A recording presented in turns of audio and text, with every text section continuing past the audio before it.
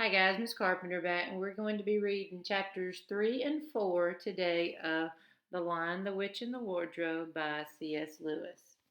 Chapter 3, Edmund and the Wardrobe.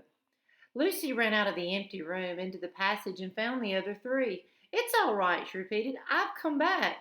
What on earth are you talking about, Lucy? Asked Susan. Why, said Lucy in amazement. Haven't you all been wondering where I was? So you've been hiding, have you? Said Peter. Poor old Lou, hiding and nobody noticed. You'll have to hide longer than that if you want people to start looking for you. But I've been away for hours and hours, said Lucy. The others all stared at one another. Batty, said Edmund, tapping his head. Quite batty. What do you mean, Lou? Asked Peter. What I said. It was just after breakfast when I went into the wardrobe, and I've been away for hours and hours, and I had tea, and all sorts of things have happened. Don't be silly, Lucy. We've only just come out of that room a moment ago, and you were in there. She's not being silly at all, said Peter. She's just making up a story for fun, aren't you, Lou? And why shouldn't she? No, Peter, I'm not. It's a magic wardrobe.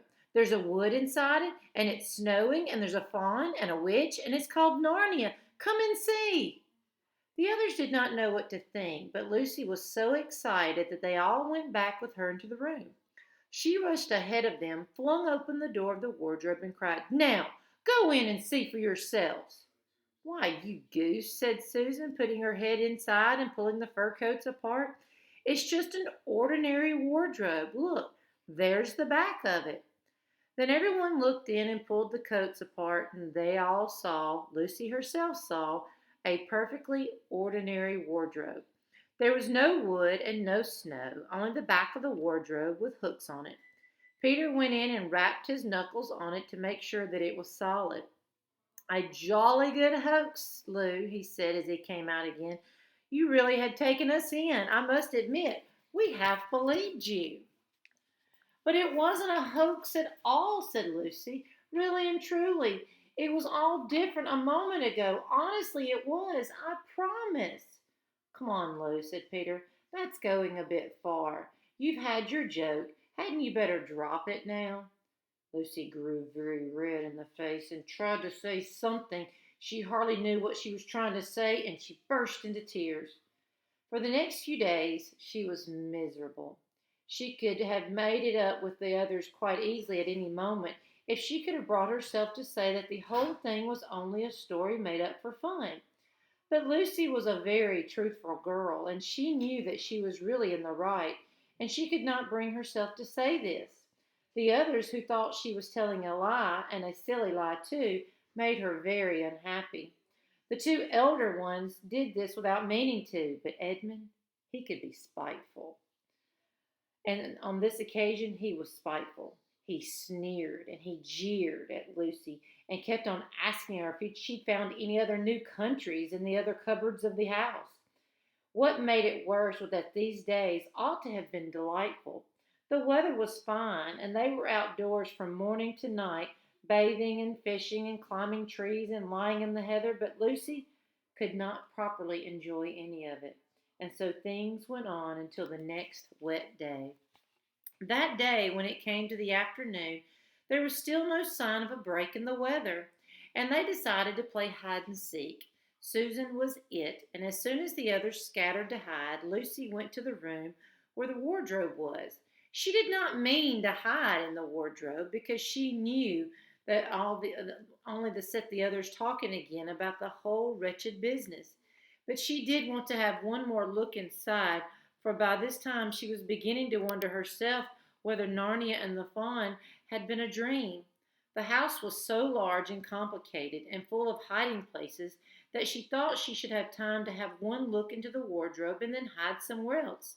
But as soon as she reached in, she heard steps in the passage outside. And then there was nothing for it but to jump into the wardrobe and hold the door closed behind her. She did not shut it properly because she knew that it was very silly to shut oneself into a wardrobe, even if it was not a magic one. Now the steps she heard were those of Edmund, and he came into the room just in time to see Lucy vanishing into the wardrobe. He at once decided to get into it himself, not because he thought it a particularly good place to hide, but because he wanted to go on teasing her about her imaginary country. He opened the door. There were coats hanging up as usual, and a smell of mothballs, and a darkness and silence, but no sign of Lucy. She thinks I'm Susan come to catch her, said Edmund to himself, and so she's keeping very quiet in the back of the wardrobe. He jumped in and shut the door, forgetting what a very foolish thing it was to do. Then he began feeling about for Lucy in the dark. He had expected to find her in a few seconds and was very surprised when he did not. He decided to open the door again and let in some light, but he could not find the door either. He didn't like this at all and began groping wildly in every direction. He even shouted, "Lucy! Lou! Where are you? I know you're in here!" There was no answer, and Edmund noticed that his own voice had a curious sound. Not the sound you expect in a cupboard, but the kind of open air sound. He also noticed that he was unexpectedly cold, and then he saw a light. "Thank goodness," said Edmund. "The door must have swung open on its own accord." He forgot all about Lucy and went toward the light, which he thought was the open door of the wardrobe. But instead of finding himself stepping into the spare room, he found himself stepping from the shadow of some thick, dark fir trees into an open place in the middle of a wood. There was crisp, dry snow under his feet and more snow lying on the branches of the trees. Overhead there was a pale blue sky, the sort of sky one sees on a fine winter day in the morning.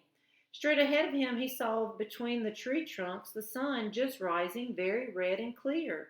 Everything was perfectly still, as if it were the only living creature in that country. There was not even a robin or a squirrel among the trees, and the wood stretched as far as he could see in every direction. He shivered. He now remembered that he had been looking for Lucy, and also how unpleasant he had been to her and her tease her about her imaginary country, which now turned out not to have been imaginary at all. He thought she must be somewhere quite close, so he shouted, "Lucy, Lucy, I'm here too. It's Edmund." There was no answer. "She's angry about all the things I've been saying lately," thought Edmund, and though he did not like to admit that he had been wrong, he also did not much like being alone in a strange, cold, quiet place, so he shouted again, "I say, Lou, I'm sorry I didn't believe you. I see now you were right all along. Please do come out. Make a pax." Still there was no answer. "Just like a girl," said Edmund to himself, "sulking somewhere and won't accept an apology." He looked around him again and decided he did not much like this place, and he had almost made up his mind to go home when he heard in the very far off in the wood the sound of bells. He listened, and the sound came nearer and nearer, and at last there swept into sight a sledge drawn by two reindeer. The reindeer were about the size of Shetland ponies, and their hair was so white that even the snow hardly looked white compared with them. Their branching horns were gilded and shone like something on fire when the sunrise caught them. Their harness was of scarlet leather and covered with bells. On the sledge, driving the reindeer, sat a fat old dwarf who would have been about 3 feet high if he had been standing. He was dressed in polar bear's fur, and on his head he wore a red hood with long gold tassel hanging down from its point. His huge beard covered his knees and served him instead of a rug. But behind him, on a much higher seat in the middle of the sledge, sat a very different person, a great lady, taller than any woman that Edmund had ever seen.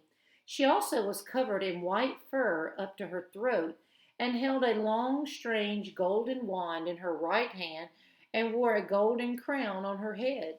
Her face was white, not merely pale, but white like snow or paper or icing, sugar, except for her very red mouth.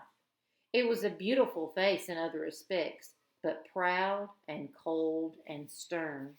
The sledge was a fine sight, as it came sweeping toward Edmund with the bells jingling and the dwarf cracking his whip and the snow flying up on each side. "Stop!" said the lady, and the dwarf pulled the reindeer up so sharp that they almost sat down. Then they recovered themselves and stood chomping their bits and blowing. In the frosty air, the breath coming out of their nostrils looked like smoke.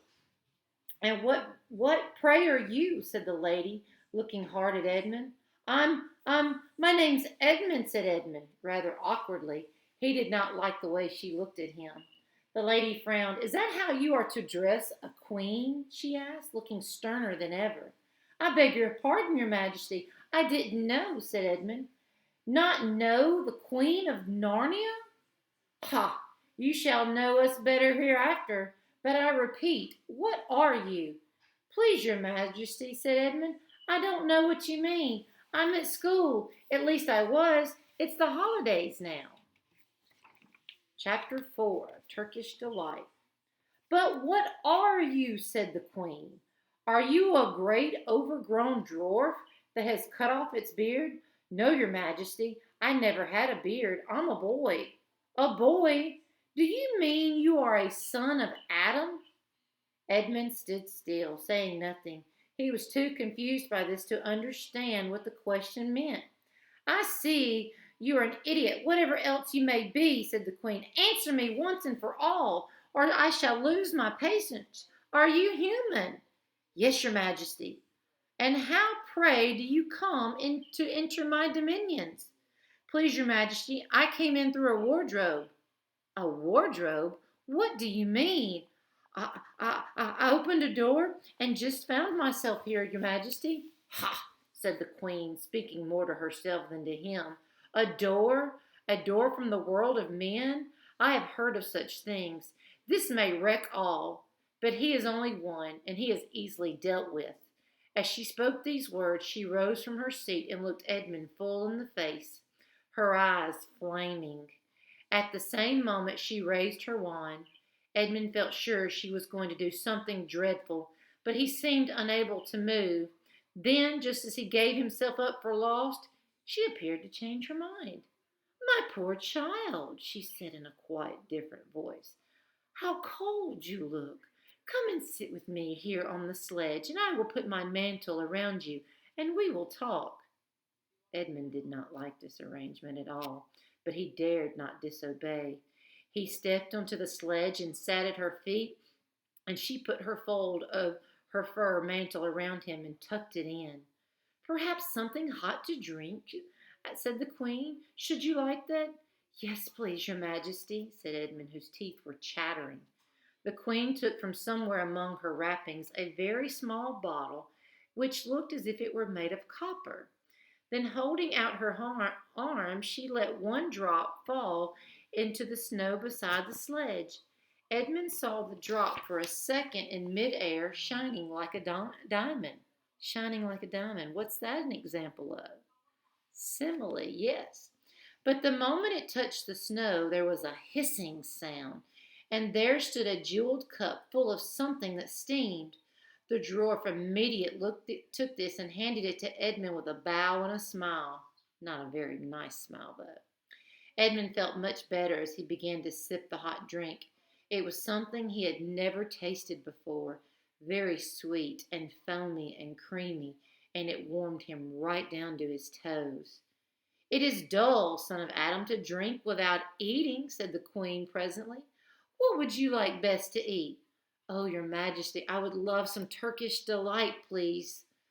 The queen let another drop fall from her bottle onto the snow, and instantly there appeared a round box tied with a green silk ribbon, which, when opened, turned out to contain several pounds of the best Turkish delight. Each piece was sweet and light to the very center, and Edmund had never tasted anything more delicious. He was quite warm now and very comfortable. While he was eating, the queen kept asking him questions. At first, Edmund tried to remember that it is rude to speak with one's mouth full, but soon he forgot about this and thought only of trying to shovel down as much Turkish delight as he could. And the more he ate, the more he wanted to eat. And he never asked himself why the queen should be so inquisitive. She got him to tell her that he had one brother and two sisters, and that one of his sisters had already been in Narnia and had met a fawn there, and that no one except himself and his brother and his sisters knew anything about this place. She seemed especially interested in the fact that there were four of them, and he kept on coming back to it. You are sure there are just four of you, right? The two sons of Adam and the two daughters of Eve, neither more nor less? And said Edmund with a mouthful of Turkish delight, kept on saying, "Yes, I told you before, Your Majesty," and forgetting to call her Your Majesty, but she didn't seem to mind now.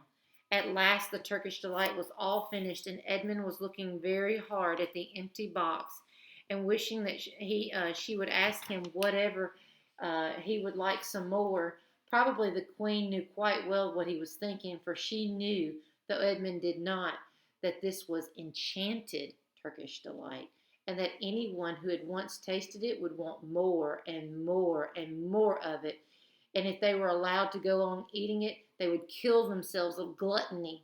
But she did not offer him any more. Instead, she said to him, "Son of Adam, I should so much like to see your brother and your sisters. Will you bring them to see me?" "I'll try," said Edmund, still looking at the empty box. "Because if you did come again, bringing him with you, of course, I'd be able to give you some more Turkish delight. I can't do it now. The magic will only work once. In my own house, it would be another matter." "Why can't we go to your house now?" said Edmund. When he had first got into the sledge, he had been afraid that she might drive away with him to some unknown place, for he would not be able to get back. But he had forgotten about that fear now. "It is a lovely place, my house," said the queen. "I am sure you would like it. There are whole rooms full of Turkish delight, and what's more, I have no children of my own. I want a nice boy whom I could bring up as prince, who would be king of Narnia when I am gone. While he was prince, he would wear a gold crown and eat Turkish delight all day long, and you are much the cleverest and handsomest young man I've ever met. I think I would like to make you prince some day when you bring the others to visit me, of course." "Why not now?" said Edmund. His face became very red, and his mouth and fingers were sticky. He did not look either clever or handsome, whatever the queen might say. "Oh, but if I took you there now, I shouldn't see your brothers or your sisters. I very much want to know your charming relations. You are to be the prince later on, the king, that is understood, but you must have courtiers and nobles. I will make your brother a duke, and your sisters will be duchesses." "There's nothing special about them," said Edmund, "and anyway, I could always bring them some other time." "Ah, but once you were in my house, you might forget all about them. You would be enjoying yourself so much that you wouldn't want the bother of going to fetch them.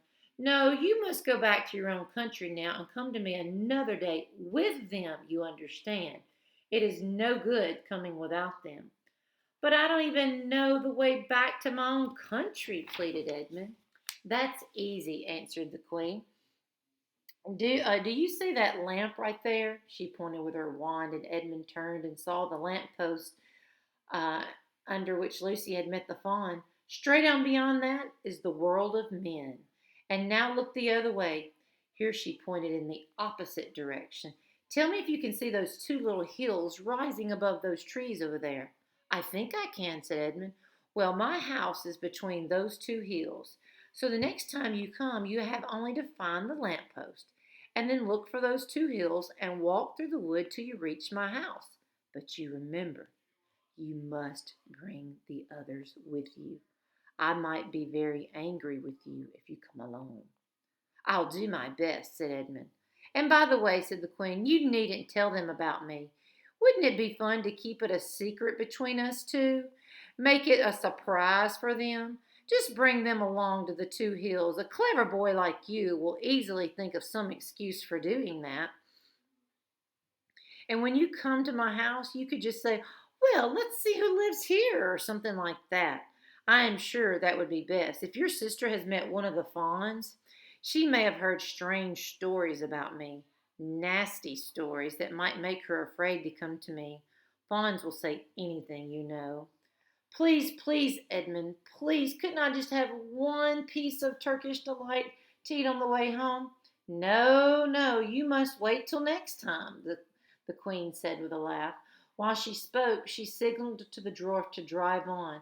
But as the sledge swept out of sight, the queen waved to Edmund, calling out, next time, don't forget, come soon.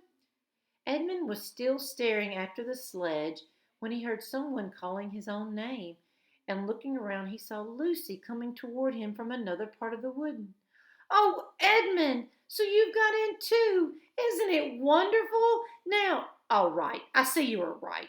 It is a magic wardrobe after all. I'll say I'm sorry if you like, but where on earth have you been this whole time? I've been looking for you everywhere." Had he? "If I had known you had gotten in, I'd have waited for you," said Lucy, who was too happy and excited to notice how snappishly Edmund spoke or how flushed and strange his face was. "I've been having lunch with poor Mr. Tumnus, the fawn, and he's very well, and the White Witch has done nothing to him for letting me go, so he thinks she couldn't have found out, and perhaps everything is going to be all right after all." "The White Witch? Who's she?" asked Edmund. "She's a perfectly terrible person. She calls herself the Queen of Narnia, though she has no right to be queen at all. And all the fauns and dryads and naiads and dwarfs and animals, at least the good ones, simply hate her. And she can turn people into stone and do all kinds of horrible things. And she has made a magic so that it is always winter in Narnia.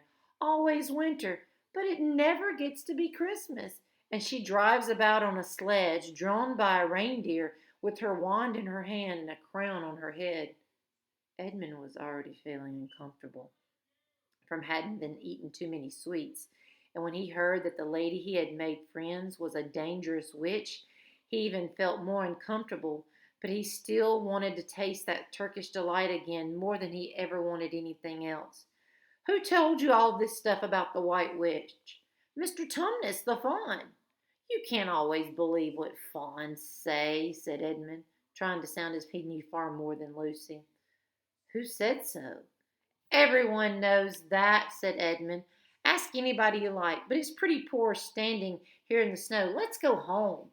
"Yes, let's," said Lucy. "Oh, Edmund, I'm so glad you got in too. The others will have to believe in Narnia now that both of us have been there. Oh, what fun it will be!" But Edmund secretly thought that it would not be as good fun for him as for her. He would have to admit to Lucy that Lucy had been right before all the others, and he felt sure that the others would all be on the side of the fawns and the animals. But he was already more on the side of the half of the witch. He did not know what he would say or how he would keep his secret once they were all talking about Narnia. By this time they had walked a good way. Then suddenly they felt coats around them instead of branches, and the next moment they were both standing outside the wardrobe in the empty room. "I say," said Lucy, "you do look awful, Edmund. Do you feel well?" "I'm all right," said Edmund, but this was not true. He was feeling very sick. "Come on, then," said Lucy. "Let's find the others. What a lot we shall have to tell them, and what wonderful adventures we shall have now that we're all in it together." All right, guys, I will be back to share chapters 5 and 6 later.